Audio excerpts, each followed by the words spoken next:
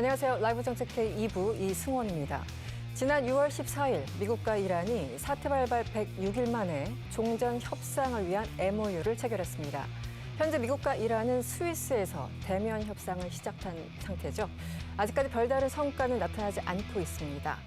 어쨌든 미국-이란 전쟁으로 인해서 호르무즈 해협이 막히면서 전 세계가 에너지발 인플레이션에 봉착했고 우리 정부는 경제 전반의 타격을 줄이기 위해서 여러 가지 정책을 내놓으면서 많은 노력을 해왔습니다. 오늘 정책 주요 행보 정주행 시간에는 미국과 이란 사태, 그동안의 흐름과 현황, 그리고 우리 정부의 대응까지 자세하게 이야기 나눠보도록 하겠습니다. 한편 친밀하거나 아는 사이에서 발생하는 폭력 행위를 관계성 범죄라고 하는데요. 지난해 관계성 범죄 관련해 접수된 신고 건수가 무려 44만 건에 육박했다고 합니다. 이에 정부는 재발 방지와 피해자 보호를 위한 경찰 상담소 공동 대응 체계를 본격 가동하게 됐습니다. 관계성 범죄 공동 대응 체계에 대해서 K정책 사용법에 대해서 자세하게 알아보도록 하겠습니다.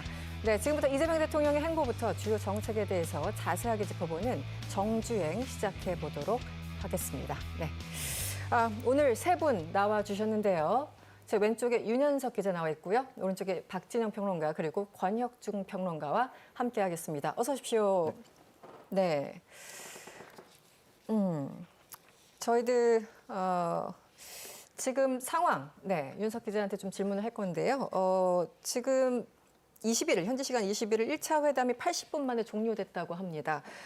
그런데 별다른 소식은 안 나타났고, 물론 이제 뭐 위원회를 구성했다, 앞으로 어떻게 노력하겠다 정도의 아주 개괄적인 내용들인데 지금까지 어떤 내용이 나오고 있습니까?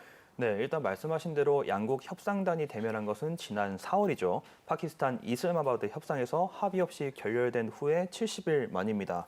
이 양국 대표단은 중재국 파키스탄 그리고 카타르와 함께 60일간의 외교 본 협상에 좀 들어간 상태인데요.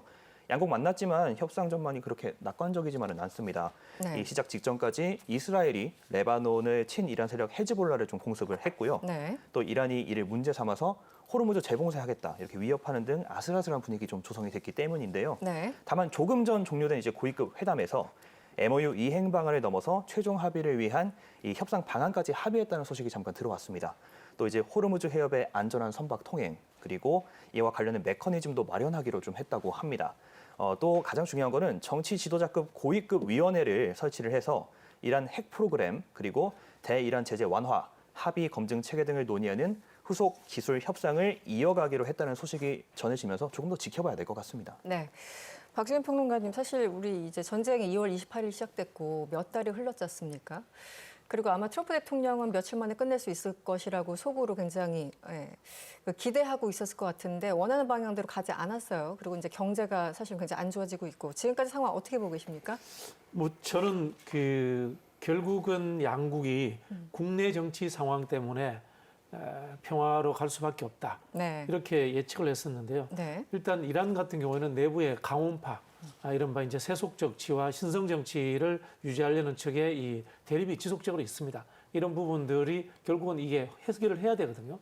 그런 부분이 있기 때문에 전쟁을 중단해야 하는 측면이 있고, 미국은 트럼프가 2024년도에 당선될 때 첫 번째 목표가 물가를 잡는다 이런 거였어요. 네. 근데 지금 이 석유 공급 문제가 물가가 뜨는데 가장 악영향을 미친단 말이에요. 그런 부분에서 트럼프도 11월 달 중간 선거를 앞두고 이 전쟁을 끝낼 수밖에 없는 상황이다. 뭐 이렇게 예측이 되는데요. 문제는 여기에 중요 변수가 되고 있는 이스라엘과 네타냐후 총리라고 봅니다. 네. 이스라엘도 10월 달에 총선이 있습니다. 네. 근데 네타냐후가 극우파와 손을 잡고 연정을 하는 상황에서 결국은 이슬람 세력과의 갈등을 우위로서 해결했다.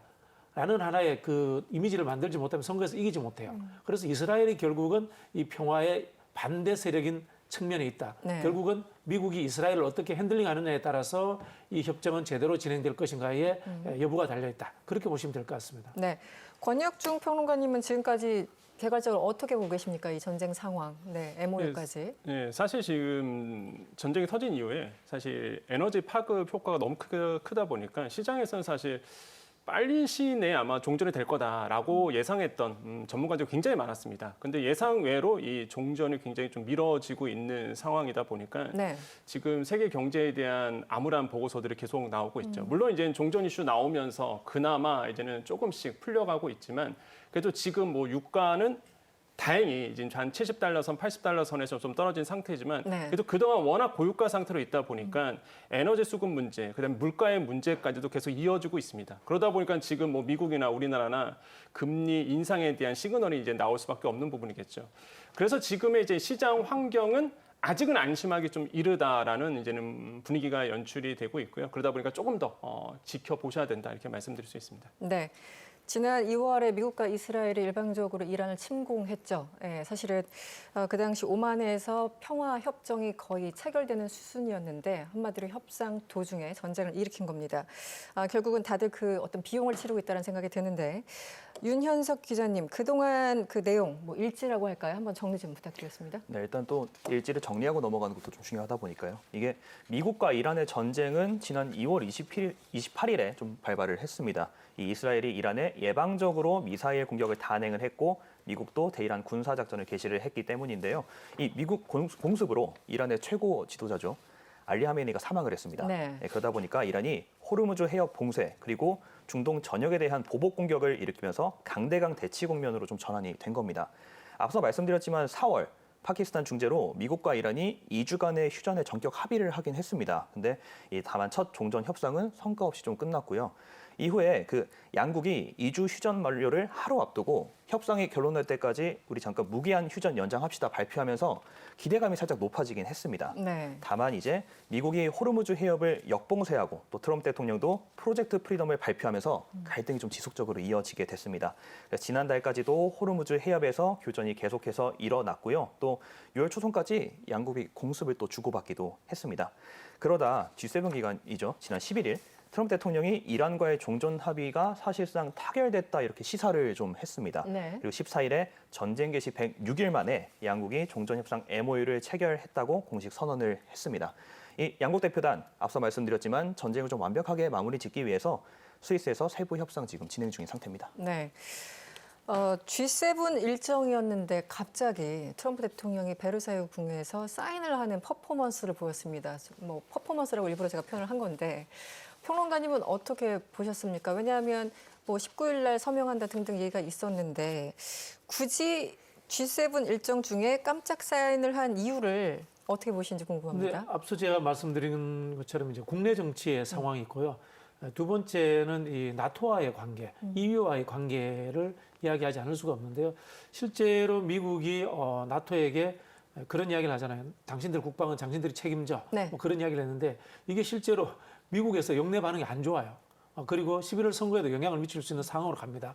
그러다 보니까 트럼프가 G7에 간 상황에서 이 문제를 해결함으로써 나토에게 지난번에 내가 했던 이야기는 과했다라는 것에 대해서 수습하는 그런 측면들이 존재하고 있고요. 네. 그리고 또 한편으로 베르사유에서 발표했는 것은 참 굉장히 트럼프다운 발상이라고 보는데 네. 제가 알기로 프랑스가 베르사유에서 만찬하는 것은 정말 웬만해서 안 해주거든요. 네네. 그 루이 14세가 만든 궁궐이기 때문에. 네. 근데 이 쉽게 말하면 황제 아닙니까, 그죠? 그렇죠. 트럼프에 대해서 그런 예우를 해주는 셈으로써 만찬을 했는데 거기에서 트럼프가 서명을 함으로써 내가 그래도 세계 최고의 패권 국가다라는 것을 하나의 이미지로 보여주려고 그 시점에 일부러 서명하지 않았나 그렇게 짐작을 해봅니다. 백악관에서 사인하는 것보다 베르사유에서 사인하는 게 뭔가 좀 더 있어 보일 것 같기도 하고 그렇죠. 네. 뭐 그런 생각이 있지 않았을까라는 얘기도 나오더군요. 평론가님, 우리 이번 이제 사태로 사실은 과거에 뭐 오일 쇼크, 70년대 오일 쇼크에 이제 비견해서 얘기하시는 분들도 많고 뭐 근래의 어떤 과거를 따진다면 2008년 금융위기 그 당시와 또 비교하는 경우도 많습니다. 이번에 얼마나 타격을 좀 받다고 보십니까? 사실 이제 전쟁이 딱 일어났을 때 세계 각국 전문가들이 이런 표현을 썼습니다. 이런 표현을 썼어요. 네.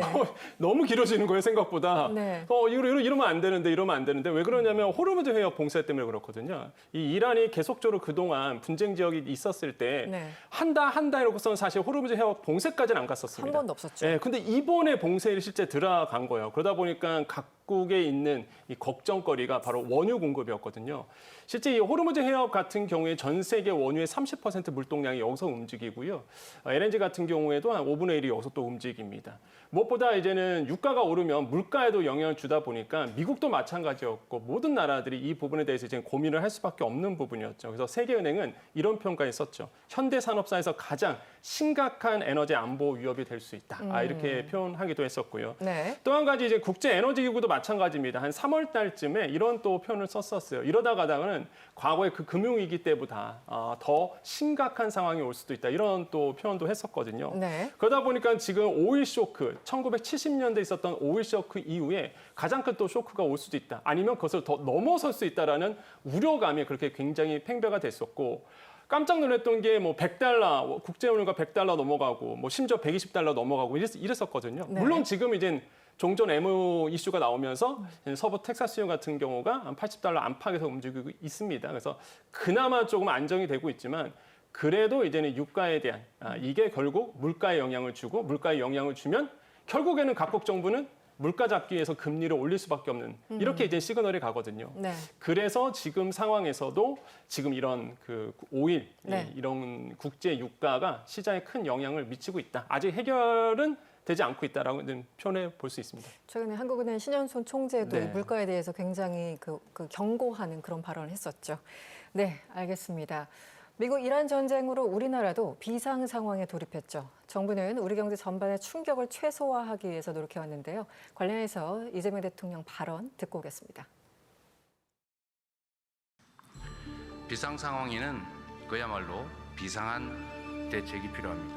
29년 만에 석유 최고 가격제를 전격 도입했고 나프타 요소 등의 수급 관리 강화와 함께 피해 기업에 대한 정책 금융 지원 등 서민 부담의 경감과 충격 최소화를 위한 다방면의 대책을 시행 중입니다. 이번 그 이란 전쟁을 보면서 다시 한번 느꼈는데 정말 기름 한 방울 안 난다는 게 이 국가를 총체적으로 정말 위기에 빠뜨릴 수 있구나라는 걸 다시 한번 실감한 그런 계기가 아니었나 싶습니다. 특히 우리 박지원 평론가님은 70년대 그 뭔가 오일 쇼크 당시에 뭔가 기억이 좀 있으실 것 같긴 한데요. 저 기억해야 네. 돼요. 뭐 생생하진 않지만 어렴풋이 기억이 있을 것 같긴 한데 사실 우리나라에도 큰 위기로 다가왔잖아요. 정부도 비상경제 체제 뭐 계속 상황실 만들고 계속 체크를 하고 어땠습니까? 네. 뭐 이른바 우리나라가 석유 한 방울 안 나는 나라지 않습니까? 그러니까 석유 공급에 의해 가지고 또 산업화가 이루어졌고요. 석유가 공급되지 않으면 경제 전체가 이제 멈추는 상황이다. 이렇게 저희가 알고 있었습니다. 근데 다행스러운 게 우리가 이제 석유 비축량도 과거에 비해서는 상당히 많고요. 네. 그다음에 이 또 석유의 이른바 공급처도 다변화되어 있습니다. 그런 부분들 그리고 기본적으로 경제 체질 자체가 펀더멘털이 좋기 때문에 쉽게 흔들리지 않는 거죠. 다만 그럼에도 불구하고 좀 더 다변화돼야 된다라는 측면들 그리고 이 중동 국가들 간의 온라인 수준에 넘어서는 한라인 수준의 외교 관계를 만들어야 된다는 네, 측면들 네. 그리고 중장기적으로는 신재생 에너지를 통해서 에너지 정책의 선진화를 만들어야 된다는 측면들 뭐 이런 숙제를 안게 되었다라고 보시면 될 것 같은데요. 이번에 그 석유 위기에 그 대처하는 아시아 국가들의 레벨이 있습니다. 네. 일본이 상위 레벨에 일본이 있고 그렇죠. 그다음에 우리나라가 있고 다음에 가면 동남아 국가들이 있습니다. 동남아 국가들은 거의 뭐 경제 위기 상황까지 내몰렸습니다. 네. 그게 말씀드린 것처럼 다변화되지도 않았고 그 중동 국가들과의 외교 관계도 깊숙지 못했습니다. 우리는 어느 정도 수준에서 극복을 했단 말입니다. 그런데 일본 같은 경우는 옛날부터 중동 국가들과의 특수한 외교 관계를 이중적으로 다 맺어왔어요. 사실은 우리도 이번에 이란과의 그런 관계들이 오랫동안 지속된 것들이 도움이 되었습니다. 네. 그런 측면에서 앞으로 좀 그 국제 외교 측면에서 선진국다운 국제 외교를 하는 하나의 전환점이 되어야 되지 않겠나. 저는 그 말씀 드리고 싶고요. 뭐 신재생 에너지는 말할 필요도 없다고 봅니다. 네.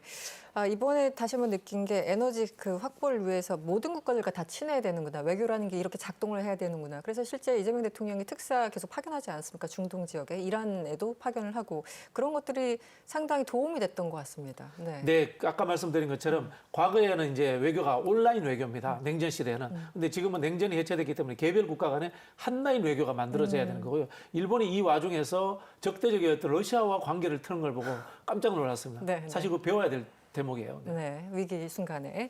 알겠습니다. 정부는 에너지 안보를 위해 최선의 노력을 다해 왔는데요. 관련해서 이재명 대통령 발언 듣고 오겠습니다. 가장 시급한 과제는 물가 안정입니다. 석유 최고 가격제 집행, 에너지 세제 조정과 또 소비자 직접 지원을 포함해서 추가적인 금융, 재정 지원도 속도감 있게 검토해야 되겠습니다. 네, 평론가님, 사실 우리가 이 전쟁이 언제 끝날지 또 어떤 양상을 할지 모르는 상황에서 여러 가지 정책 수단들을 최대한 활용한 것 같은데 그 가운데 가장 핵심적인 게 바로 석유 최고 가격제가 아니었나 싶습니다. 네. 2026년에 어떤 뭐 가격을 매겨서 상한을 정하고 이런 사태가 올 줄 참 우리 아무도 예상하지 못했는데 결국 외부 환경 때문이겠죠. 지금 이 석유 최고 가격제 시행 중인 거죠? 네, 맞습니다. 네. 이게 석유 최고 가격제는요, 웬만한 강심장 아니면 집행 못해요. 이게 30년 동안 안 한 거잖아요. 맞아요. 네, 네. 30년 만에 이루어졌는데 그런 이유가 이제는 그동안 이제 사태가 워낙 지금 중동 사태가 심각하다라고 이제 판단한 거고, 그다음에 정책적 자신감이 분명히 있었을 겁니다. 그렇기 때문에 최고 가격제가 이제 도입이 됐는데 이제 우리가 자막 나오고 있습니다. 유가 급등락 시에 공급 가격을 딱 지정해 놓는 거거든요. 그러니까 이게 많은 분들이 처음에 나왔을 때 네. 소비자 가격을 오해하신 거예요. 그래서 이게 무슨 어떻게 정부가 이 가격을 어떻게 지정하냐 이런데 이거는 공급 가격을 이제 지정하는 겁니다. 그렇죠. 그래서 네. 이제 최종 소비자 가격은 이제 소매점이라고 볼 수 있는 이제는 정유소, 그러니까 주유소에서 이제는 정하게 네. 되는 거고, 그래서 공급 가격을 딱 지정하게 된다 그러면 이게 처음 들어왔을 때가 한 3월 12일이었거든요. 네. 그때 이제는 최고 가격대를 딱 지정을 했죠. 이게 30년에 부활한 거고, 이거 2주마다 이제는 최고 가격제를 변동하기로 했습니다. 그래서 지금 계속적으로 이제 오고 있는 거고요. 네. 그래서 저는 잘했다고 봐요, 저 개인적으로. 그래서 만약에 최고 가격제를 안 했으면은 물가 지금 했음에도 불구하고 지금 우리 소비자 물가의 한 20%를 지금 차지하고 있다면 이게 계속적 상승률을 자극하고 있거든요. 네네. 만약에 이런 상황에서 만약에 최고 가격제를 안 했다 그러면 물가 더 올랐을 겁니다. 그렇겠죠. 그렇기 때문에 이런 부분에서 본다 그래도 일단은 적정한 타이밍에, 그때가 3월 달이었잖아요. 그래서 적정한 타이밍에 최고 가격제를 잘 지정을 해서 그나마 이제 물가에 전이되는 것을 그나마 좀 방지를 해줬다라고 이제 평가를 해봅니다.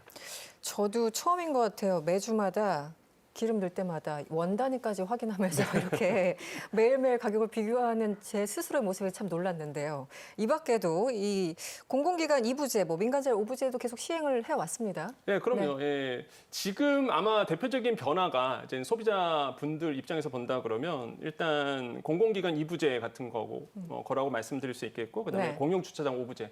그래서 많은 분들이 이제 공용주차장 때문에 조금 애를 먹었던 부분이 있었는데 네. 그래도 많은 분들이 잘 동참해 주셨습니다.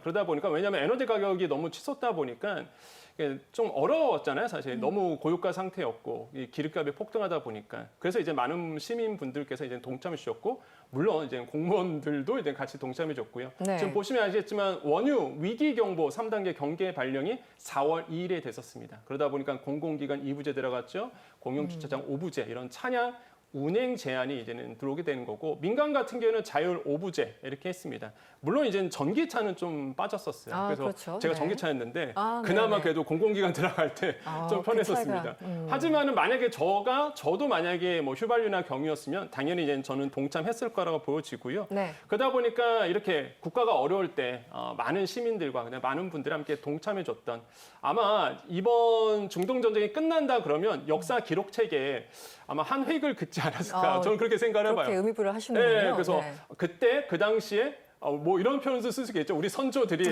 나라가 어려웠을 때 함께 동참해줬다. 네. 뭐 이런 역사책에 기록될 수도 있을 거라고 보여집니다. 그래서 그 정도로 호응이 좀 나쁘지 않았다 이렇게 생각을 해봅니다. 그렇죠. 그냥 수사가 아니라 정말 30년 만에 그럼요. 시도한 거니까요. 알겠습니다.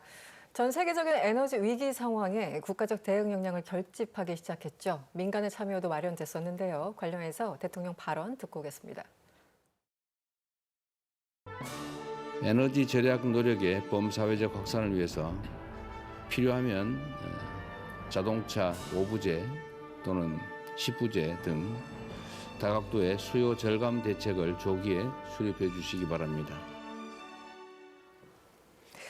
네, 정부가 각종 그 대응으로 어떻게 보면은 이것까지 하는 대응으로 계속 여러 가지 방편을 마련해 왔는데요. 윤 기자님 어떻습니까? 이 정부의 어떤 정책들이 좀 효과가 있었다고 보십니까? 저는 개인적으로 이제 첫 번째는 아까 권혁주 평론가님 말씀하셨지만 그 민간도 그렇고 공공도 그렇고 좀 이 고유가 위기에서 같이 네. 동참하자라는 의미에서 조금 한 마음으로 좀 극복을 해가고자 하는 정책들 마련한 것이 조금 더 의미가 있다고 생각을 하고요. 네. 그리고 한 가지 더 좀 말씀을 드리고 싶은 게 그 왜 종량제 봉투 네. 굉장히 좀 수급이 불안하다, 네, 못 살 힘들었죠. 수도 있다, 이런 좀 사재기 현상이 일어날 수 있다, 이런 얘기도 좀 돌았었는데 이 종량제 봉투 부족에 대해서 좀 발빠르게 조치를 했다라는 게 저는 의미가 있다고 생각을 합니다. 이 원료 수급난에 종량제 구매하기 어렵습니다 하니까 좀 많이들 논란이 일었는데 이때 즉시 좀 조사를 진행을 해서 우리 충분한 재고 있습니다, 3개월치 재고 있습니다, 이런 이야기도 했었고요. 또 이제 그 종량제 봉투 보시면 지역별로 좀 쓸 수 있는 구역이 나눠져 있잖아요. 네. 근데 지금 우리 정부가 가지고 있는 그 원료라고 해야 될까요? 네. 종량제 봉투가 완성되기 전 품목은 어쨌든 인쇄가 되기 전 것이기 때문에 그렇죠. 네, 지역에 따라서 뭐 수급이 불안합니다, 이런 우려는 없을 것이다, 이렇게 일축한 것도 있고 또 가격 인상 우려도 올릴 일 없습니다, 이렇게 좀 일축을 했다는 점, 그런 점이 조금 더 소비자들의 불안감을 해소하고 국민들의 불안감을 해소할 수 있는 정책들이 아니었나, 이렇게 좀 생각을 해볼 수 있을 것 같습니다. 네. 우리 국민들이 이번에 나프타가 얼마나 중요한지 다시 한번 깨닫게 되는 그런 시간이었고, 사실 저도 종량제 봉투 사러 나갔다가 2번이나 실패한 경험이 있어가지고 아, 이게 참 어려운 일이구나라고 생각을 했었습니다. 권 평론가님, 사실 뭐 유가가 공식적으로는 뭐 140까지 뛰었다가 지금 7, 80대로 내려왔다 뭐 등등 하고 있지만 그래도 우리 일상에서 느끼는 거는 여전한 것 같아요. 그 어떤 압력이랄까. 이게 바로 반영되는 건 아니잖아요. 가격들이요. 네, 맞습니다. 네. 이제 지금 많은 분들이 국제유가 떨어졌는데 왜 내 기름값은 안 내려가는 거야 네. 하실 텐데요. 일단 세 가지 요인이 있습니다. 첫 번째로 보면 이제 시차죠. 왜 그러냐면 국제유가 떨어지고 이제 우리나라에 들어오는데 한 2, 3주 정도 이제 걸립니다. 그렇기 때문에 지금 이제 떨어진 거거든요, 국제유가가. 그렇기 때문에 한 2, 3주 후에 이 국제유가가 이제는 우리나라 소비자 가격에 이제 반영될 것으로 보고 있고요. 두 번째는 이제 환율 때문에 그렇습니다. 국제유가, 기름은 다 환율로 이제는 우리가 달러를 주고 사오기 때문에 환율이 계속 높은 상태면은 아무래도 조금 더 많은 비용을 주고 우리는 살 수밖에 없겠죠. 네. 그렇기 때문에 아직은 좀 체감하기 좀 이르다라고 보시면 되겠고, 세 번째는 최고 가격제 때문에 그래요. 아니 최고 가격제 하면 이게 떨어지는 거 아니야? 아마 그렇게 생각하실 텐데 이거로 이제 정유업계 입장에서는요. 일단은 최고 가격제가 있었기 때문에 네. 그만큼 손해를 봤습니다. 네, 그래서 그렇죠. 어떻게든 간에 이 손해분을 마련해야 돼요. 그러면은 이제 아마 정유사 입장에 그럴 겁니다. 국제유가 내려더라도 한 이틀 정도는 조금 있다 더 내려야지. 뭐 이런 마음이 들 거예요. 그렇죠. 그러다 보니까 네. 정부가 이제 두 눈을 부릅뜨고 해서 보고 있는 거죠. 그래서 그 타이밍을 잘 보고 있는데 어쨌든 네. 간에 최고 가격제 때문에 정유업계가 손해본 부분을 메꾸기 위해서 정유사들은 조금 더 아마 시간을 또 딜레이 시킬 겁니다. 그래서 이러한 주요 세 가지 원인이 아직은 우리가 체감하기에는 좀 이르다. 그래서 조금만 기다리시면요. 아마 제가 봤을 때는 이 휘발유 가격이라든지 뭐 경유 가격이라든지 네. 조금만 더 기다리시면 충분히 내려간다. 그렇게 볼 수가 있겠습니다. 네. 비싼 상태에서 사온 거 일단 소진시켜야 되고 맞습니다. 뭔가 손해본 거 약간 메꾸고 싶은 그런 심리도 있을 테고 그래서 최대한 좀 지연시키려는 심리가 분명히 있겠죠. 기업들 입장에서는 좀 지켜봐야 될 것 같습니다. 네, 이 이슈를 한번 다뤄보겠습니다. 26조 2천억 원이라는 대규모 추경도 마련했었죠. 특히 주목받았던 지원이 민생 부분, 그중에서도 고유가 보조금이 있었습니다. 관련해서 당시 정부의 브리핑 듣고 오겠습니다. 중동 전쟁의 충격이 체감 물가에 미치는 영향은 이제부터 시작일 수 있습니다. 물가 상승은 서민들의 구매력을 위축시켜 내수 경제 회복을 저해하게 됩니다. 이것이 정부가 고유가 피해 지원금 등 추경의 신속 집행에 만전을 기하려는 이유입니다. 원유 대체 물량 확보에도 사활을 걸고 뛰고 있습니다.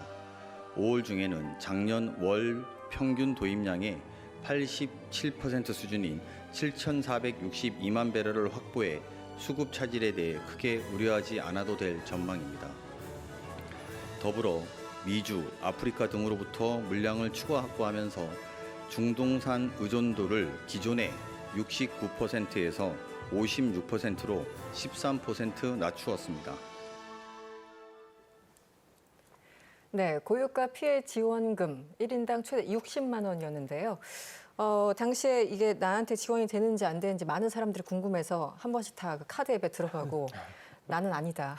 슬퍼하는 그런 얘기들도 네, 그 톡에서 많이 회자가 됐었죠, 당시에. 일단 정부가 최대한 민생의 어떤 부담을 최소화하기 위해서 여러 가지 정책 가운데 결국은 사실 가장 민감할 수밖에 없는 이게 지원금을 제공했습니다. 민생 경제에 어느 정도 도움이 됐다고 보십니까? 어떻게 보십니까? 근데 도움이 됐죠. 위기는 사회적 약자들에게 더 강력하고 사실은 처참하게 다가옵니다. 네. 그런 측면에서 사회적 약자들을 위한 지원책이 우선되어야 되고요. 그리고 또 소비심리 진작을 위해서 또 보편적으로도 일부 지급돼야 된다. 네. 뭐 그런 원칙에서 지원이 된 것 같다라는 생각이 드는데요. 당장 아마 그 고유가 시대에 제일 먼저 피해를 보는 분들은 물류, 운송, 화물 이런 쪽 하는 분들 아니겠습니까? 그렇습니다. 네. 고유가니까요. 그리고 두 번째는 자영업자들인 것 같아요. 일단 이 봉급 생활자들조차도 경기가 위축될 것이라는 하나의 심리적인 이유 때문에 소비를 줄이게 되거든요. 네. 그러면 당장 이제 자영업자들이 네. 경기 하락에 직격탄을 맞게 된단 말입니다. 그런 부분에서 이번에 민생지원금들이 아까 말씀드린 것처럼 자영업자들에게도 큰 도움이 바로 되지 않았나 그런 생각이 들고요. 특히 이게 현금이기 때문에 바로바로 지급이 되고 또 소비로 이어지기 때문에 즉각적인 효과를 나타내는 데는 가장 좋은 방법이 아니었나 그런 생각이 듭니다. 또 하나가 네. 이게 많은 분들이 추경한다 그러면 무슨 돈이 있어서 이렇게 추경하는 거야? 뭐 이런 말씀을 하세요. 네. 근데 이번에는 초과세수였습니다. 그러니까 초과세수가 있었기 때문에 이제 추경이 된 거고 아까 우리가 잠깐 자료화면도 나왔는데요. 네. 무려 1조 원 비갚았습니다. 예, 그것도 이제는 좀 특징적인 거죠. 그래서 네. 추경을 통해서 사실상 뭐 우리가 국채 발행해서 마련한 재원이 아니라 바로 이제 초과세수를 통해서 마련했고 그중에서도 1조 원은 우리가 빚도 네. 갚았다라는 것도 잘 기억하시면 좋을 것 같습니다. 이번에 경제가 조금 이제 나아지면서 법인세나 뭐나 이렇게 맞습니다. 들어오는 세금들이 많았기 때문에 그것으로 지원이 가능했다라는 설명을 해주셨는데 사실 이게 그 박평론가님 늘 나오는 논란이긴 한데 이 피해 지원금 이거 100%다 줘야 되느냐 아니면 이렇게 이번처럼 70%만 지원해 줘야 되느냐 여러 가지 항상 논란이 있잖아요. 평론가님은 어떤 입장이세요? 저는 그거는 피해의 그 세대, 네. 계급 또는 뭐 소득 수입별 이런 분들이 어느 지점인가라는 부분하고 그다음에 예산의 규모의 문제, 효율성의 문제에서 따지는 것이지 이걸 이념적으로 뭐 보편적이냐 또 뭐 자녀적이냐 네. 그렇게 볼 필요는 없다고 봅니다. 네. 상황에 결국- 따라 계속 달라질 수 그렇죠. 있다. 예산이 많으면은 광범위하게 나눠주면 좋은 것이고요. 네. 적으면 어쩔 수 없이 피해를 많이 본 쪽에게 두텁게 줄 수밖에 없는 것이고 그래서 저는 종합적인 효율성이고 네. 표현이 그렇습니다만 이거 이제는 우리 사회에서 계산식을 한번 만들어야 될 시기가 아닌가 뭐 그런 생각도 해봅니다. 네, 알겠습니다.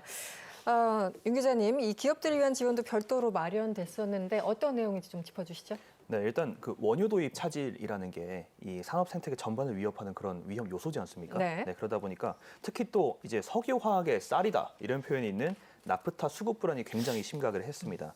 그래서 이제 정부가 대체 나프타를 도입할 경우에 발생하는 수입 단가가 있을 거잖아요. 그 차액을 좀 지원을 해주기로 했고요. 네. 그리고 앞서 언급했던 추경 여기에 4,695억 원의 편성을 좀 했습니다. 원유 확보에도 좀 나섰는데요. 이 아랍에미리트로부터 전 2,400만 배럴의 원유를 좀 선제적으로 확보를 하면서 원유 공급 조금 숨통을 트였고요. 네. 그리고 이제 중소벤처기업부 같은 경우는 기업의 지원을 위해서 긴급 경영 안정자금 등 정책 자금을 좀 추가로 공급을 한 것도 있습니다. 이 어려움을 겪는 중소기업의 피해를 좀 최소화할 수 있도록 정책 자금과 수출 지원을 좀 지속적으로 확대하겠다고 앞으로도 계속 얘기를 하고 있습니다. 네, 윤 기자님한테 이어서 계속 좀 질문을 드리고 싶은데 사실 이번에 전쟁으로 가장 화두가 된 지역이 호르무즈잖아요. 네. 그래서 이번에 이란 핵 문제로 시작된 전쟁이 이게 호르무즈 전쟁이냐라는 식의 어떤 비아냥까지 나오는 것도 사실이죠. 네. 그래서 휴전과 해협 개방을 놓고서는 계속 줄다리기를 하고 있고 지금 이 순간까지도 줄다리기를 하고 있는 그런 상황입니다.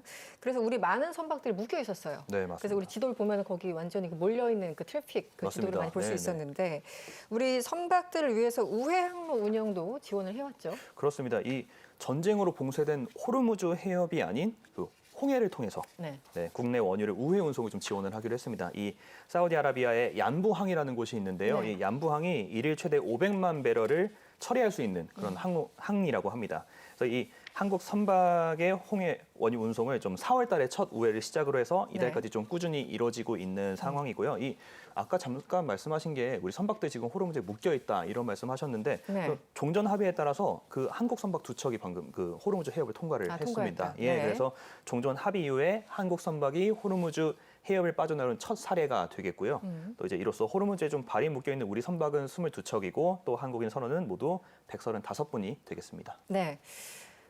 지금 뭐 다양한 지원책, 대응책들이 마련되고 있는데 사실 우리 정부의 노력만으로는 또 한계가 있습니다. 이재명 대통령 G7 정상회의에서 관련 내용을 상당히 강조하기도 했는데 어떤 내용들이 있었는지 좀 설명해 주시면 어떨까요? 네.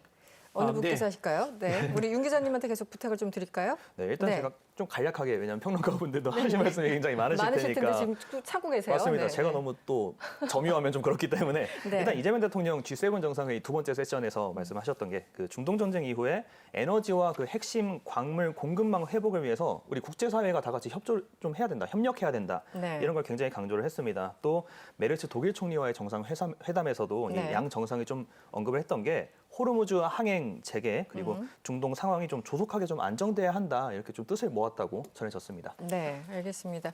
마지막으로 이번 지금 MOU가 제대로 진행이 될까, 과연 60일 이후는 어떤 상황이 될까 여러 가지 걱정이 많은데 우리 정부가 어떻게 해야 될지 마지막으로 좀 조언 좀 딴데 부탁드리겠습니다. 보고 있었는데요. G7 때 이제 기존에 그 우리 대통령께서 외국에 나가시면은 이제 통상이라든가 세일즈맨처럼 보이는 측면이 있었습니다만은 이번에는 협력을 굉장히 강조하셨고 평화를 강조하셨거든요. 네. 그건 저는 새로운 레짐을 향하고 있다. 에너지 레짐이 필요하다라는 말씀을 드리고 싶은데요. 실제로 미국의 패권이 중동에서 이제는 좀 무너질 가능성이 있습니다. 그럼 어떻게 되느냐? 이른바 초강대국들이 아닌 선진국들, 독일이라든가 영국이라든가 프랑스라든가 또는 일본도 마찬가지고요. 한국이 거기에 새로운 에너지 레임의 주요한 액터로서 참여할 수 있는 기회도 생겼다. 저는 그렇게 생각을 하고 있습니다. 네. 그런 부분에서 협력과 발전의 중요한 축이 되지 않을까.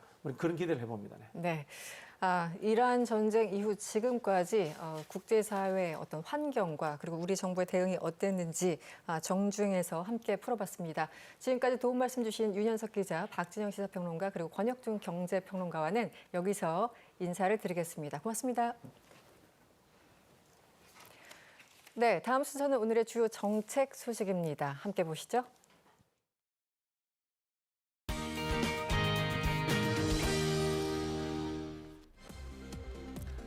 오늘의 정책 소식입니다.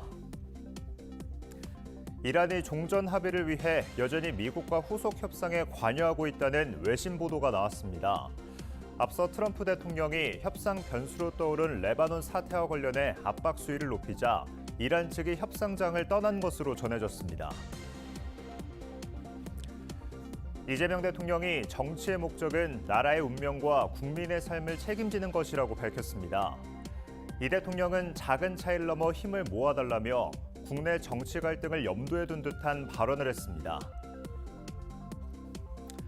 다음 달부터 적용되는 3분기 전기요금이 현재 수준으로 동결됩니다.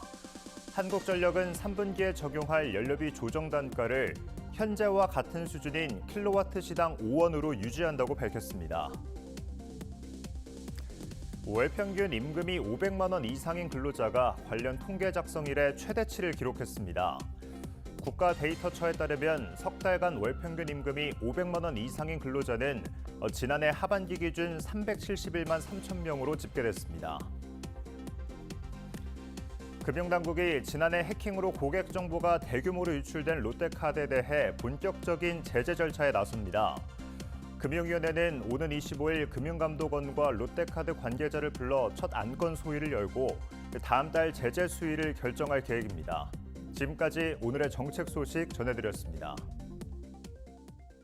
네, 오늘의 정책 소식 영상으로 살펴봤습니다. 주요 소식을 사진 한 장과 키워드로 살펴보는 정책 원샷 시간이죠. 오늘 보도부 김찬규 기자와 함께합니다. 어서 오세요. 안녕하십니까? 네, 오늘의 원샷 어떤 사진 준비해 오셨습니까? 네, 제가 준비한 오늘의 원샷 함께 보시죠. 오늘이 월요일이잖아요. 네. 주말 내내 푹 쉬다가 출근하려고 하면 괜히 또 몸이 피곤한 것 같고 네, 찌뿌둥하죠. 그렇습니다. 그래서 저는 이 월요일 출근할 때 꼭 발걸음을 조금 재촉해서 커피 한 잔 마시는 게 루틴이거든요. 네. 근데 저만 이런 건 아닐 겁니다. 갑자기 무슨 커피 이야기냐. 사진 한번 보시면요. 이혁원 금융위원장 사진이 모습이 보입니다. 네. 연두색 앞치마를 메고 있고 앞에 청년에게 커피를 건네고 있는데요. 이 환한 미소가 눈에 들어옵니다. 이 위원장 오늘 아침 청년 유동 인구가 많은 서울 성동구 성수동에 갔습니다. 성수동이군요. 예, 그렇습니다. 네. 이 청년 미래 적금 출시 첫날인데요. 직접 가입 홍보에 나선 겁니다. 네. 이 컵홀더에 청년 미래 적금 공식 누리집으로 연결되는 QR코드가 인쇄되어 있어서요. 이 스캔만 하면 필요한 정보를 쉽게 볼 수 있었습니다. 네. 이어서 키워드도 볼까요? 키워드가 19.4%? 이게 뭔가요? 네, 요즘 주식시장 불장이잖아요. 네. 그래서 투자하는 분들 많으실 텐데 수익률 괜찮으신가요? 이 19.4% 증권 투자 수익률이 아니라요. 청년 미래적금 수익 효과입니다. 그렇군요. 네. 청년 미래적금은 이 3년 동안 한 달 최대 50만 원까지 자유롭게 납입할 수 있는 상품인데요. 은행별로 최고 연 8% 금리를 제공합니다. 여기에 일반형은 6%, 우대형은 12%의 정부 기여금을 지원해주고요. 이자 소득세가 면제됩니다. 이런 혜택을 다 따져봤을 때 우대형은 최대 19.4%, 네. 일반형은 14.4% 수준의 달리 적금 상품에 가입한 것과 비슷한 효과를 냅니다. 조금 어려우시죠? 네. 8% 금리에 우대형으로 이 매달 50만 원씩 3년을 붓는다고 가정하면요. 원금 1,800만 원의 정부 기여금과 이자를 더하면 네. 2,255만 원의 목돈을 줄 수 있는 거고요. 네. 일반형은 2,138만 원을 모을 수 있습니다. 오늘부터 2주 동안 19세부터 34세까지 청년이 가입할 수 있고요. 첫 주에는 출생연도 끝자리에 따른 5부제로 신청을 받습니다. 가입하려면 지난해 소득이나 매출이 있어야 하고 요건도 갖춰야 합니다. 네. 중소기업 재직자와 신규 취업자, 연매출 1억 원 이하 소상공인은 우대형 혜택도 받을 수 있습니다. 네. 김 기자는 어떻게 대상이 됩니까? 이 19세부터 34세 청년 가입이라고 하는데. 네, 되나요? 그렇습니다. 제가 96년생이거든요. 또 그렇군요. 네. 주식시장 변동성이 요새 좀 크잖아요. 근데 저는 안정적인 투자를 선호하는 편이라서 이 상품 꽤 매력적이라는 생각이 듭니다. 그래서 오늘 원샷 마치고 바로 가입하겠습니다. 알겠습니다. 지금까지 김 기자와 함께했습니다. 오늘 고맙습니다.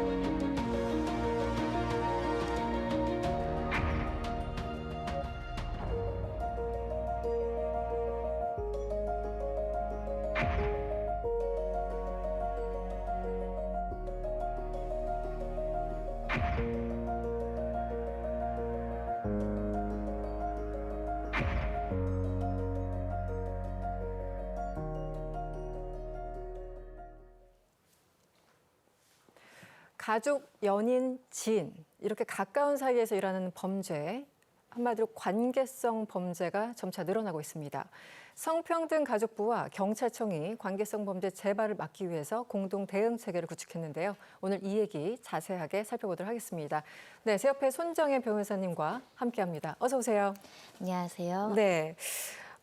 이 관계성 범죄, 약간 말이 좀 어렵습니다. 그래서 이 개념을 먼저 좀 소개해 주시고요. 또 여기에 해당하는 유형이 있으면 같이 설명 좀 부탁드리겠습니다. 네, 말 그대로 관계가 있는 사이입니다. 아는 사이, 친한 사이, 어떻게 보면 가족 같은 사이에서 범죄가 발생하는 것을 관계성 범죄라고 하는데요. 네. 예를 들면 초면인 사이, 모르는 사람의 범죄보다 더 무섭게 느껴지는 것이 요즘의 관계성 범죄인데요. 대표적으로는 스토킹이 있을 수 있고요. 네. 또 가정폭력, 또 데이트 폭력이라고 말하는 교제 폭력도 있습니다. 이런 관계성 범죄가 굉장히 두려운 것은 보복에 대한 우려, 2차 가해에 대한 우려가 다른 범죄보다 더 높기 때문에 굉장히 피해자들이 두려워하고 있다라는 점이고요. 네. 그만큼 피해자 보호 조치가 굉장히 강하게 요구되는 범죄의 종류이기도 하다라고 말씀드릴 수 있고, 최근에는 남양주에서 발생한 스토킹 범죄, 강력 범죄로 이어진 이 사건 때문에 여전히 우리가 피해자를 보호하지 못하고 있다, 이런 논란이 제기된 바 있었는데요. 그래서 이제는 심각한 사회 문제였고 더 심각해지기 전에 막아야 된다라고 보이는 것이 관계성 범죄입니다. 네.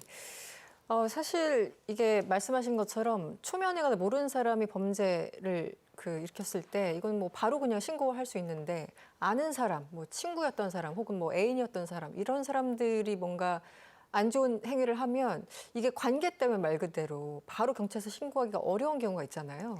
첫 네. 번째는 2차 피해와 그 보복에 대한 우려 때문입니다. 나에 대한 개인 정보를 다 가지고 있고 나의 지인들과 겹치고 심지어 내 부모의 정보 주소까지 알고 있는 상황이다 보니 네.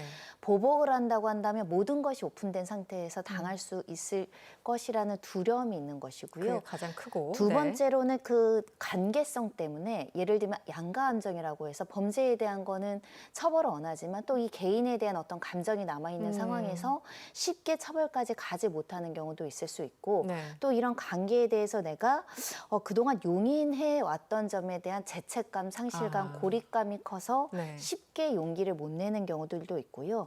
특히 이런 스토킹이나 교제폭력 같은 경우는 협박을 하는 경우도 적지 않습니다. 네. 너의 어떤 신체적인 정보, 개인 정보 이런 것을 강요하거나 협박을 해서 수사를 못하게 한다거나 수사가 개진된다고 하더라도 합의를 시키는 경우들이 왕왕 있기 때문에 네. 처벌을 한다고 하더라도 실제 얼마나 큰 처벌을 하겠어. 나만 참고 견뎌야 되지. 이런 감정적인 어떤 부분들이 두드러지게 나타나기 때문에 그만큼 은폐되기 쉽다. 네. 그래서 수사까지 가는데 용기를 많이 줘야 되는 범죄이다라고 생각합니다. 지난해 그러니까 작년 2025년 관계성 범죄 관련해서 접수된 신고 건수를 봤는데 무려 44만 건에 육박하는 숫자입니다. 사실은 이 와중에도 또 신고를 못 하신 분들도 있을 텐데 어쨌든 공식적인 집계만 지금 44만 건. 사실은 제가 숫자 보고 너무 놀랐어요. 이렇게 많았구나. 네. 이 흐름을 어떻게 보십니까? 네, 매년 증가한다라는 것이 조금 안타깝고 무섭기도 하지만 한편에서는 또 적극적으로 신고한다라는 점에 있어서는 그리고 우리가 나아갈 점이 있다라고 생각할 수 있을 것 같은데요. 네. 스토킹 처벌법이 2021년경에 이제 시행이 됐습니다. 스토킹이 강력범죄로 나아갈 수 있다. 적극적으로 신고해야 된다. 그리고 주변 사람들도 도와야 된다는 인식이 좀 확산된 점도 영향이 있을 것이라고 보이고요. 네. 1년 새 스토킹 신고 건수가 4만 건이라는 겁니다. 그러니까 우리나라에서 정말 원하지 않는 접촉이라든가 원하지 않는 관계에 대한 강요가 얼마나 이렇게 있는가. 이 관계가 아름답고 평화로운 게 아니라 폭력적인 수단을 통해서 관계를 유지하는 사람들이 얼마나 많은가가 보여지는 네. 단편적인 부분이 아닐까 생각이 들고요. 네. 이렇게 많은 범죄가 신고되는데 그중엔 정말 위험한 범죄도 상당히 많고 또 초기에 잡아야 되는 사건도 많은데 과연 우리 경찰, 검찰 그리고 관련된 시스템에서 이런 초기 피해 범죄자를 보호하고 이 장래에 발생할 수도 있는 강력 범죄자들에 대해서 예방할 수 있는 조치가 제대로 있는가 이런 점들을 짚어봐야 될 것 같습니다. 네. 성평등가족부가 지난해 말부터 조사를 쭉 해오고 있는데요. 2024년 기준 친밀한 관계 폭력 범죄라는 이름으로 검거된 인원이 5만 명이 넘었다고 합니다.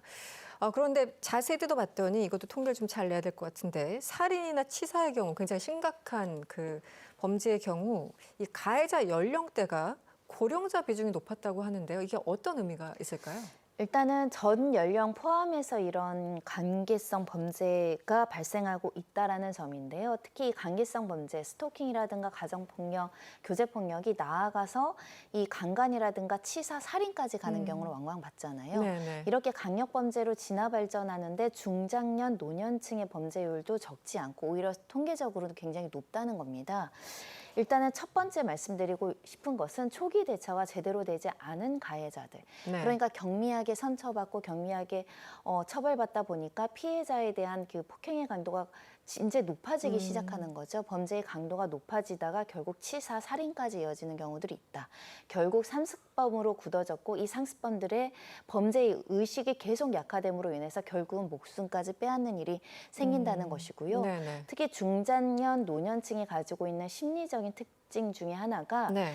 이 어떤 인정받고자 하는 이 중년이나 노년의 인정 욕구가 해소되지 않았을 경우 누군가가 내 관계를 해방하거나 내가 지배하던 사람이 나를 버리고 떠나갈 것에 대한 공포나 우려가 이렇게 집착적인 이 폭력적으로 나오는 상황들이 좀 좀 발생할 수 있다는 것이고요. 네. 이 고립된 중장년층이 가지고 있는 심리적인 어떤 문제가 이렇게 잘못된 폭력 범죄로 발현되기도 합니다. 네. 그런 측면에서 예를 들면 본인의 잘못을 내 아내가 잘못을 했다.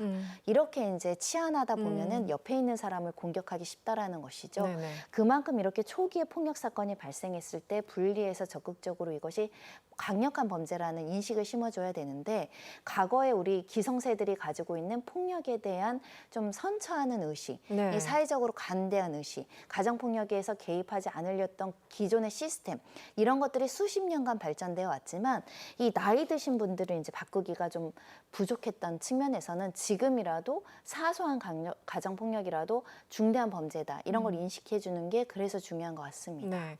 숫자를 조금 더 뜯어볼까요? 일단 방금 말씀드린 대로 살인과 치사의 경우 가해자 연령대가 고령자 비중이 높았다고 이제 말씀을 드렸고 남성 가해자가 75%가 넘었습니다. 그러니까 압도적으로 남성 비율이 높았다라는 것. 그리고 가해자 75.8% 남성, 그중에서 60대 이상이 또 34%를 넘었다. 이 숫자들이 우리 사회를 어떻게 보면 반영하는 게 아닌가라는 생각도 드는데 변호사님은 어떻게 보십니까? 그렇습니다. 이렇게 고령자 비중이 는 만큼 우리 사회가 그동안 이런 사람들을 방치했다라는 방증도 낼 수 있기 때문에 지금이라도 시스템과 이런 제도적인 개선이 필요하지 않을까 생각이 들고요. 과거에는 이 연인 간에 그리고 가족 간의 가정폭력이나 이런 것들이 발생을 했을 때 암수범죄라고 해서 신고하지 않는 경우들이 있었습니다. 많죠. 네. 신고했다가도 경찰이 소극적이고 검찰이 미온적으로 대처하면 신고를 취하하거나 손쉽게 처벌을 하지 않겠다라는 의사를 밝힘으로 인해서 강력하게 처벌하지 못한 측면들이 있었거든요. 네. 그런 측면이 첩첩하게 쌓여서 이렇게 60대 이상의 고령자들에게 뭐 맞아도 되지, 때려도 되지, 조금 살다 나오면 되지 이런 인식을 심어줬던 게 아닐까 생각이 들고요. 특히 우리 중장년들이 우리 여러 가지 이제 사회의 변화 속에서 좀 고립되고 사회적으로 어떤 경제적인 부분에 있어서 어려운 상황에 빠져드는 경우들이 있습니다. 네. 그런 것들을 종합적으로 검토하고 살펴볼 필요가 있지 않을까 생각이 들고요. 특히 60대 가해자의 피해자도 중장년층이 넘어갈 수 있습니다. 경제적으로 독립하지 못해서 신고하지 못하고 네. 이혼을 선택하지 못하고 그리고 이걸 외부에 알리기를 사회적으로 명예가 침해된다라고 생각하는 사람들이 있어 왔거든요. 그만큼 피해자에 대한 심리 지원이 따르지 않았기 때문에 악화된 상태에서 발견되는 경우가 굉장히 많다는 점을 말씀드리고 싶습니다. 네. 사실 변호사님도 여러 이제 사건들을 다루다 보면 뭐 이런 피해자들 굉장히 많이 보셨을 거잖아요. 뭐 가해자도 만나보셨을 것 같기도 하고. 이런 관계성 범죄로 피해를 겪었거나 하는 실질적인 어떤 사례들. 왜냐면 우리가 이제 언론에 나오는 거는 정말 한정된 내용들. 하지만 그 언론에 나오지 않는 훨씬 더 참혹한 얘기들도 굉장히 많을 것 같은데 변호사님 뭐 개인적으로 기억에 남는 사례가 혹시 있으실까요? 네, 일단 제가 기억에 남았던 사건은요. 숨어버리는 사건들이 많았습니다. 숨어버린다? 어떻게든 변호사와 경찰이 피해 진술을 받고 처벌을 하려고 하지만 정말 두려운 거죠. 사건화시키지 못하는 사건도 많은 겁니다. 피해 진술이 구체적으로 없으면 경찰도 변호사도 검찰도 사실 끝까지 처벌시키기가 어려운데 네네. 얼마나 무서우면 이러실까까지 생각하는 사건들이 기억에 남고요. 예를 들면 연인 간의 어떤 교제 폭력이 굉장히 심했던 사건인데요. 주거 침입은 일상적으로 하고요. 그리고 성범죄도 일상적으로 하고 그러다 경찰에 신고했을 때 집에 실제로 휘발성 여러 가지 물질을 가져와서 방화 직전에 검거된 사건이 있었는데요. 네. 이렇게 강력한 범죄로 발전하는 사건에서도 피해자는 진술을 두려워합니다. 왜냐하면 수사기관과 법원에서 해주는다고 하더라도 몇 년 후에 이 사람이 나와서 나를 그렇죠. 어떻게 보복할지 할 거라는 두려움 때문에 피해자가 오히려 이름을 바꾸고 저 지방으로 가거나 하는 경우들을 굉장히 많이 봤거든요. 네네.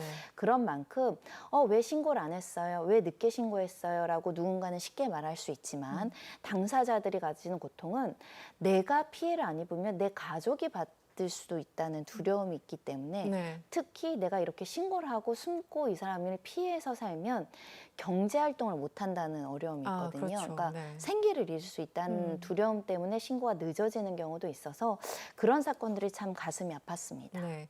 이게 단순히 한순간의 어떤 폭력 그 자체도 굉장히 중요하지만 사람 인생 전체 그냥 망치는 거지 않습니까? 이름도 바꾸고 살던 지역을 떠나서 경제 활동을 어렵게 이어가야 된다는 것 자체는 한 사람 인생을 그냥 송두리째 파헤치는 건데 여기에 대해서 좀 강력한 대응이 필요하다라는 인식이 더 많아지는 것 같아요. 그래서 이제 경찰과 상담소 이 공동 대응 체계를 본격적으로 가동한다고 하는데 구체적으로 어떤 내용인지 설명 좀 부탁드립니다. 그렇습니다. 강제성 범죄 공동 대응 체계를 마련했다라고 밝혔는데요. 도움이 상당히 될 수 있을 것 같습니다. 그러니까 경찰은 이런 범죄가 발생하면 사후적으로 처벌하고 수사하는 역할을 하잖아요. 네, 네. 근데 강제성 범죄는 피해자의 보호 지원도 굉장히 중요합니다. 특히 심리적인 지원 그리고 재판을 끝까지 가고 내가 이렇게 그 피해를 더 이상 받지 않을 용기가 생겨야 되거든요. 아, 그런 측면에서 경찰과 전국에 있는 상담소를 1대1로 매칭해서 협력 관계를 유지한다는 것인데요. 네. 그러니까 이런 피해 신고가 접수되면 어떻게 처벌하고 어떤 범죄가 있었는지만 살펴보는 게 아니라 피해자에게 이런 상담소를 대응을 해서 심리 상담과 치유나 이 의료적인 조치까지 연계해서 이렇게 상담을 한다라는 것이고요. 그렇다고 한다면 피해자가 처한 상황을 구체적으로 정보를 공유할 수 있고요. 네. 그리고 피해자별로 경찰에서는 말하지 않는데 상담소에 이야기하는 경우도 많습니다. 그럼 상담소가 가지는 정보를 종합해서 위험성 척도 평가를 좀 세분화할 여지가 있고요. 이렇게 맞춤형으로 보호와 지원의 어떤 서비스, 피해자 보호를 하기 위해서는 단순히 수사기관만으로는 어렵다. 그래서 이 상담소, 이 189개 상담소와 전국의 261개 경찰서가 매칭을 한다라고 하니까요. 네. 예, 공동 대응을 통해서 피해자가 일상으로 회복하는 데 조금 더 수월하기를 기대하고 있습니다. 이 법이나 제도가 항상 현실을 못 따라가잖아요. 항상 이제 후발주자처럼 뒤에서 사건이 발생하고 특히 막 사람들이 극단적으로 이제 죽음까지 이르는 그런 사건들이 발생했을 때 그제서야 법이 만들어지고 제도가 만들어지는데 사실 우리 스토킹 관련해서 법률도 10몇 년, 20년 끌다가 겨우 2021년에 이제 법제화가 된 거잖아요.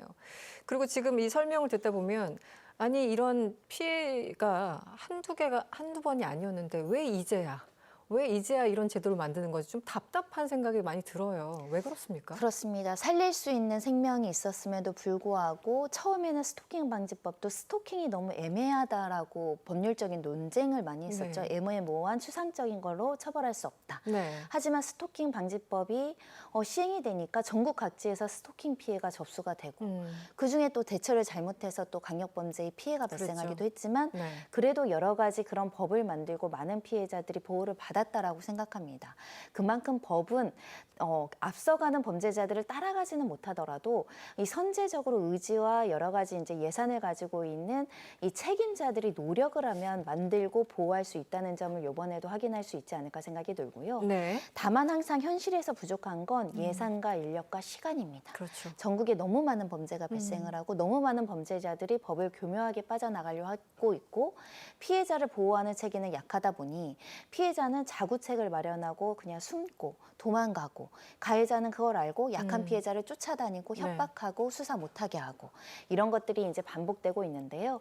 그럼에도 불구하고 이제는 스토킹이 정말 심각한 문제로 갈 수 있다는 것을 알고 있기 때문에 주변에서 신고하는 경우들이 상당히 많아졌습니다. 네. 그런 측면에서 조금 더 우리가 노력해야 된다. 그래서 세상을 바꿨고 앞으로도 더 바꿔야 될 것 같습니다. 네. 어쨌든 법과 제도가 만들어지면 사람들 인식이 같이 좀 따라오는 그런 긍정적인 효과가 있으니까 최대한 많이 이런 장치들을 좀 마련해서 피해자들 최대한 구제해야 될 것 같습니다. 그리고 또 하나 제가 궁금했던 게 이제 경찰과 뭐 상담사들 직접 연결하고 그래서 그 안에 뭔가 회색지대가 있다면 그 부분까지 같이 좀 살피겠다라는 건데요. 피해자의 위험도에 따라서 맞춤형 지원을 한다고 하는데 이거는 어떤 기준인가요? 네, 일단 고위험군을 분류를 하겠다라는 겁니다. 고위험은 그야말로 강력범죄로 나아가거나 재발 가능성이 높은 재범 위험성 평가도 하는 것이고 또 재질에 따라서 위험성을 분류할 수도 있죠. 단순히 쫓아다니는 것보다는 흉기를 사용한다던가 네. 살해 협박을 한다던가 또는 본인이 자해를 한다고 협박을 한다던가 또는 가지고 있는 영상 등등으로 이제 성범죄까지 야기되는 여러 가지 협박 행위를 했을 경우에는 이 여러 가지 내용들을 종합해서 위험성 척도를 분류를 한다는 것이고요. 분류하는 건 필요합니다. 왜냐하면 인력과 예산과 제도의 한계가 있는데 전국에 이렇게 4만 명, 5만 명 모두 다 이제 뭐 위치 추적 장치나 이런 것들을 모두 다 부여할 수는 없기 때문입니다. 그런 측면에서 이 위험성 척도를 평가하는 건 필요한데 과거에 이 고위험군인데 저위험군을 잘못 분류함으로 인해서 위치 추적이라든가 자동 이 송달 장치가 안 돼서 문제가 된 사례가 있어서 네. 이걸 좀 세밀하게 본다는 거고요. 이 피해자 보호 경찰관도 있고 전문 상담관도 있고 치안 서비스를 조금 세부적으로 심리 상담을 진행하면서 위험성 척도를 분류하고 분류한 고위험군에게는 피해자 보호 경찰이 이제 역할을 해서 임시 조치, 뭐 응급 조치 이런 여러 가지로 뭐 접근 금지를 한다거나 위치 추적을 한다던가 신변 보호 장치를 좀 더 강화한다던가 이런 조치를 한다는 것이고요. 그에 이르지 않은 경미한 수준의 위험성이 있다고 하더라도 이게 갑자기 위험성이 증폭될 수 있거든요. 네네. 그런 모니터링을 해야겠죠. 네. 이 모니터링이나 상담을 위해서 가정폭력 상담소라든가 기타 기관에 연계해서 피해자를 보호하고 살펴보는 제도로 이제 분류하겠다라는 것입니다. 네. 그 최근에 이제 피해자의 부모님들이 우리 아이의 이름을 공개한다거나 뭐 사진을 공개한다거나 그러면서 가해자만 그 언론에 부각되는 게 오히려 문제가 있다. 피해자를 사람들이 다 잊어버린다라고 이제 울분을 토하시는 분들이 상당히 많지 않습니까? 범죄 종류는 좀 다르지만 어쨌든 이 피해자들에 대해서 심리적으로 또 의료적으로 또 경제 지원까지 계속 이걸 좀 지원을 해줘야 되는데 그 부분은 어떻습니까? 네, 일단 범죄 피해자 통합 지원 체계도 확대하겠다, 개최하겠다, 협의체를 만들겠다라는 방책이 나온 상황이고요. 한마디로 형사법 체계는 과거에는 가해자 중심적인 절차였습니다. 그렇죠. 가해자를 처벌을 해야 되는데 혹시 무고한 사람이 있을까 봐 그 권리 보장을 위해서 만든 게 형사소송법인데 그러다 보니까 피해자들이 배제가 됐죠. 맞아요. 네. 그런 측면에서 피해자 보호 관점이 들어와야 된다라고 수십 년 전부터 이야기했고 이제는 피해자와 그 가족이 직접 이야기를 하는 겁니다. 피해자를 봐달라고. 가해자 얘기만 법정에서 너무 많으니까 네네. 가해자들이 상처받는 세상이 피해자의 피해 회복이나 피해자들의 어떤 감정적인 부분을 쉽게 치유될 수 없도록 한다. 이런 주장이 나오고 있는 상황이고요. 그래서 이제는 피해자 보호 체계가 가동돼야 된다는 목소리가 일관되게 나오고 있고 네. 실제 경찰에서도 범죄 피해자 통합 지원 협의체를 경찰이 주관하겠다는 겁니다. 일부 범죄 피해자 보호법도 있고 검찰에서 예산으로 범죄 피해자를 보호하고 있지만 굉장히 강력한 범죄에 한해서 이렇게 이제 네. 보호하다 보니까 많이 부족한 게 현실이고요. 네. 일단 복지팀 또 같이 연계한다고 하고 의료기관도 필요하고 이제 변호사 같은 법률 전문가도 이제 참여를 한다라고 하고요. 피해자 한 명을 위해서 맞춤형 패키지 지원을 이제 대책을 강구한다고 하니까 내가 길 가다가 아무 잘못도 없이 네. 관계성 범죄라고 하더라도 나는 선한 사람인지 믿고 교제를 했는데 이런 범죄 피해자가 됐을 때 복지적인 서비스가 있는지 변호사 도움을 받을 수 있는지 네. 의료적인 조치로 도움을 받을 수 있는지에 대해서 경찰이 주관하는 대책이 마련될 것으로 보입니다. 네.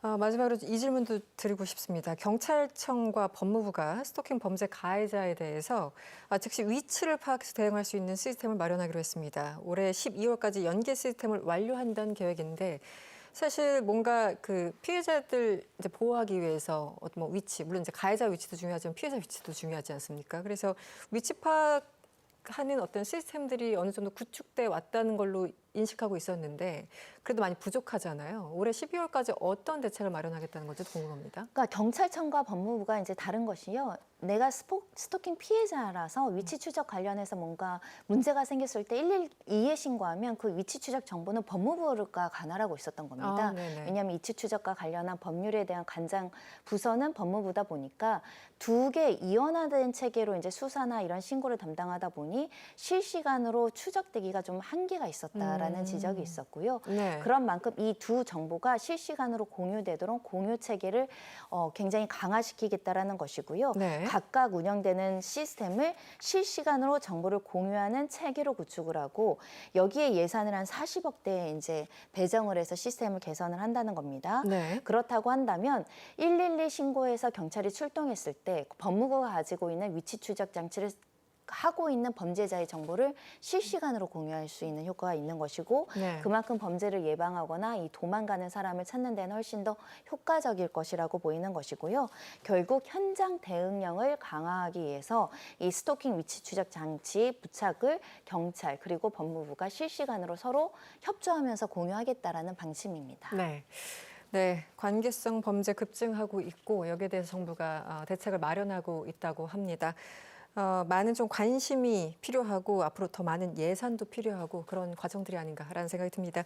네, 지금까지 도움 말씀 주신 손정혜 변호사와는 여기서 인사드리겠습니다. 오늘 고맙습니다. 네, 라이브 정책회 2부 오늘 저희들이 준비한 소식은 여기까지입니다. 저는 내일 오후 1시에 찾아뵙도록 하겠습니다. 시청해주신 여러분 고맙습니다.